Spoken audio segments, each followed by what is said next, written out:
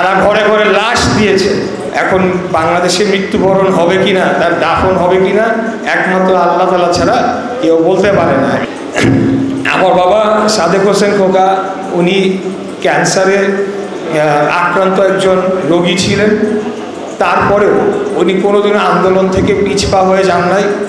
উনি এক কিডনি নিয়েও 2014 সালে গ্রেফতার হওয়ার আগ মুহূর্ত পর্যন্ত উনি চেষ্টা করে গিয়েছেন কিভাবে বাংলাদেশের গণতন্ত্রকে আবারও প্রতিষ্ঠা করা যায়। আমাদের নেত্রী, দেশনেত্রী বেগম খালেদা জিয়ার সরাসরি নির্দেশনায় তখনও তিনি কাজ করে চলেছিলেন। পরবর্তীতে উনি যখন জেলে প্রায় 5 মাস বন্দি থাকার সময় নিয়মিত চিকিৎসা তিনি পান নাই, না পাওয়ার ফলে তার যে রোগ সেটি আরও খারাপের দিকে যায় এবং তিনি তখন পদত্যাগ করে তিনি বিদেশে চিকিৎসার জন্য কোনোভাবে তিনি পৌঁছাতে সক্ষম হন। কিন্তু সেখানে যতদিন তিনি ছিলেন, আমি আপনাদেরকে এতটুকু বলতে পারি, আমি তো অনেক সময় কাটিয়েছি, সারা জীবন বাবাকে পাই নাই, কিন্তু ওই সময়টাতেই বাবাকে পেয়েছি। আর আমি দেখেছি যে সেই জীবনটা জেলখানার থেকেও ওনার কাছে দুর্বিষহ ছিল।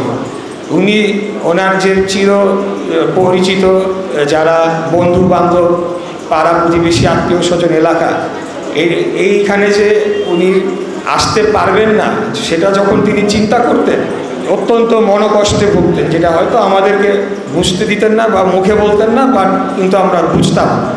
এবং শেষ মুহূর্তে এটাই ওনার চরম প্রচণ্ড কষ্ট ছিল। মারা তো একদিন সবাইকেই যেতে হবে, সেটা তিনিও জানতেন, কিন্তু শেষ মুহূর্তে যে উনি আসতে পারলেন না, দেখা করতে পারলেন না কারোর সাথে, সেটার জন্য উনি চরম কষ্ট ছিল। এবং আজকে আল্লাহর কি বিচার যে যার কারণে এটি হয়েছে, সেই হাসিনা এখন বাংলাদেশে মৃত্যুবরণ হবে কিনা, তার দাফন হবে কিনা, একমাত্র আল্লাহ তাআলা ছাড়া কেউ বলতে পারে না। এটাই হলো আল্লাহর বিচার। আমি আর বক্তব্য খুব বেশি দীর্ঘ করব না।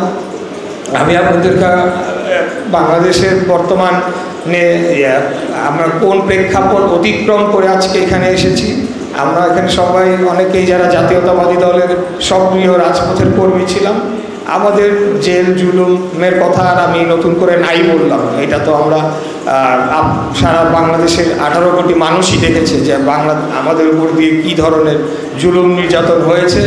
আমাদের নেত্রীকে পর্যন্ত জেলখানায় বন্দি করে তাকেও চিকিৎসা বঞ্চিত করে ওনার রোগকে আরও খারাপের দিকে নিয়ে গিয়েছে। আমাদের নেতা, ওনাকে তো 1/11-এর সময় শারীরিকভাবে আহত করে দেশ থেকে ওনাকে নির্বাসনে পাঠানো হয়েছে। তো আমরা এই দীর্ঘ সময়টাতে কোনোদিনও কিন্তু আমরা হতাশ হয়ে যাই নাই, হাল ছেড়ে দেই নাই। কারণ আমি একজন মুক্তিযোদ্ধার সন্তান শুধু নয়, একজন বাংলাদেশি নাগরিকও বটে। আমার সবসময় বিশ্বাস ছিল যে এইভাবে একটা দেশ চলতে পারে না। আমরা অন্য কোনো দেশেরও দাস না, কোনো দলেরও দাস না, কোনো ব্যক্তিরও দাস না।